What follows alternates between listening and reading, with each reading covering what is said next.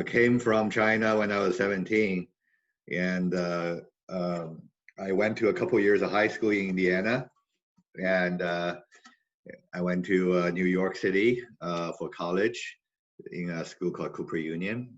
I then went to Caltech in Pasadena, California for graduate school. And while I was still studying for my PhD, my advisor and a few of his students, including me, started a company. That was about 25 years ago. And so that was my first job as a co-founder and engineer of a startup. I eventually graduated and then also worked in my startup for 7 years, became a CTO of the company, and we sold the company to EMC. So I joined EMC in 2005. I went back to China to work for EMC and VMware at the same time to start two R&D centers in China for 3.5 years, and came back in 2009. And I joined VMware, worked there for 7 years, and started a successful new product line called vSAN, storage product. And then I worked for a Chinese mobile app company called Cheetah Mobile for 1.5 years as CTO before I started this company 3 years ago with my PhD advisor. It's the same person I did my first company with, and another of his students. Three of us started this company. Professionally, I would say the first startup experience was probably the most impactful in terms of amount of learning, because that was my first job and I have to learn everything. So that I think is important. And personally, the 4 years in New York City was the most educational, that I had the opportunity to be on my own and socialize with a lot of different people, worked on a lot of different things, surrounded by a lot of different stimulating disruptions or interruptions. And so that was a growing years for me.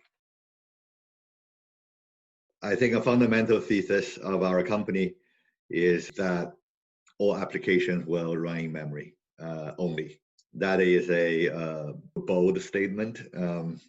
I think most people would disagree with that statement. So, but we believe, at least directionally, that's where the world is going because of the real-time data. Really, a memory-centric infrastructure is what can answer to the needs of low latency real-time data. And in time, the world's application will be running in memory. I think that shift is starting today. I think Intel shipped a new hardware, that we are shipping our new software. So I think this journey is has already started. This shift will take the next 10 to 20 years to complete. So so it will take time as a data center evolves, but it will get there. So the long-term vision, I think, is the elimination of I/O. So today there are two different media for you to store your data. There is the active memory, DRAM. There is the storage systems. And because of there are two different systems, therefore a lot of data needs to be transported between the two systems all the time. And that's commonly referred to as I/O. And in a lot of applications, I/O is a bottleneck where that slow down the entire job. Even on an iPhone, for example, on your cell phone, there is a memory portion, and then there's a storage portion, the flash. And a lot of times this data is being moved between the two, and that's just a waste of time. And I think imagine a new world if the memory is big enough and persistent enough and reliable enough that it can hold all data all in memory all the time, then you never need to move data anymore. So that just removed a lot of unnecessary work that data needs to do. So that's why I think that's where the world is going. I think the reason we were not there yet was because the readiness of technology was not there, but now it's here. The hardware are here and the software are being developed by people like us. I think it's going to get there. I think as a CEO, the number one job is to define the strategy and the direction of the company. And I believe in our vision, but I think the pathway to get there needs to be smart and pragmatic, and that can generate business and revenue and so on. And I think that is a challenge given how new and disruptive and revolutionary this concept is.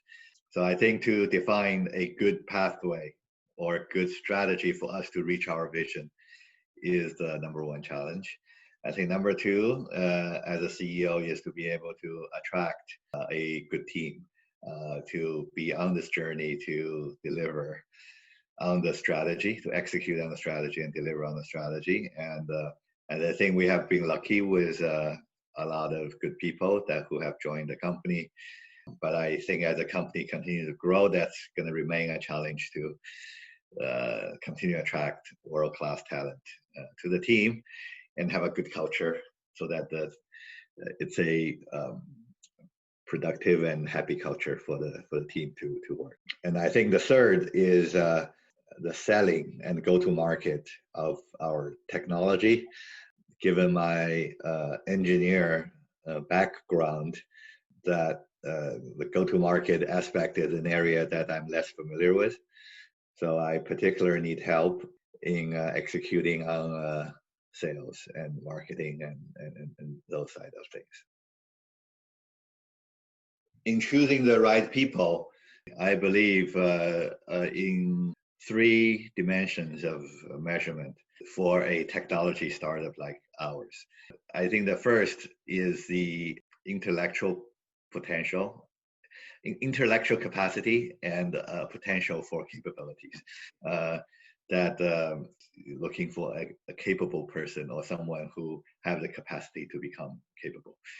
The second dimension are the right experiences and track record in doing the job that he or she was being hired to do. Whether someone who have done it before or who have kind of proven themselves in their past experiences. And the third is the more cultural element of it, whether it is a person that will be a good member of the team, that will fit well into the company along with the other people in the company, and who can make the other people better rather than worse. I think choosing the co-founders is, for me, I really don't have a good answer to that, because both times it was my advisor and someone who have been my mentor for the last 30 years and who I trust and enjoy working with. So I think to choosing a co-founder, number one is this is someone you would trust. You have blind trusting. So there's mutual loyalty to each other among the co-founders. So I think that's the number one criteria. Number two, it needs to be someone who is bringing their value to the founding team in terms of capabilities and experiences and track record and what it takes to make the company successful, that they are bringing their part. I guess number three is someone, maybe it's part of number one. It is someone that you will enjoy spending a lot of time with. So that you feel happy spending time with. Because literally it's like looking for a spouse that you're going to spend a lot of time together. Mm. Being an entrepreneur is a very lonely and high pressure job.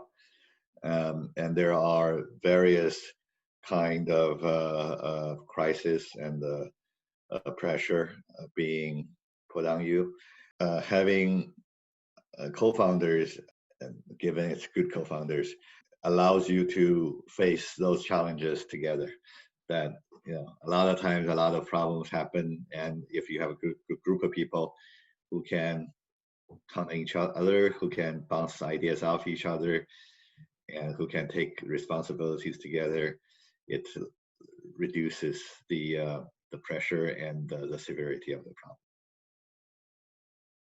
Failures are unavoidable. failure is a subjective term, not an objective term. As a person, I should be less affected by what other people think of me, success or failure. Um, Even though it's natural to always care about what other people think, but it is more important to introspect, to reflect on yourself once in a while, and to learn about what you have done right, what you have done wrong, and what you don't know, whether you have done right or wrong. And once in a while, not too often, but also it's good to do it. It's also not good never to do it. So I think it's good to reflect from time to time. I have failed a few times, depending on the measure stick of between success and failure. I would say, for example, the most recent failure was the company before Memverge. It's not a failure on paper per se, but spending 18 months in that company that I didn't reach the milestone I wanted to reach, and there are circumstances with outside of my control, and as part of not being successful there, I think I also learned a lot from that experience, and I also gained experiences, friends, and other valuable assets as part of the experience. Sometimes you gain more from failures than successes. Yeah, so that would be just one example. I think the key to think through failures is not to get yourself down, but to understand the new knowledge you could gain from that. It's also a process of self-discovery. No one is perfect. No one can be good in anything. No one can be always successful. It's always good to learn what you're good at, what you're not so good at, and it's always good to learn to be humble. But I think another element is if it's something that is externally viewed as a failure, it's important for you to look at the successful parts of it. And if it's externally regarded as a success, it's good for you to look at the failed parts of it. I think that's a good exercise. The best piece of advice I have received from, really is from my mentor, co-founder. I think is to stay positive. So look at the bright side, keep smiling. I think that's important. The best advice that I can give entrepreneur beyond that is to think deeply, to spend more time thinking. Yeah.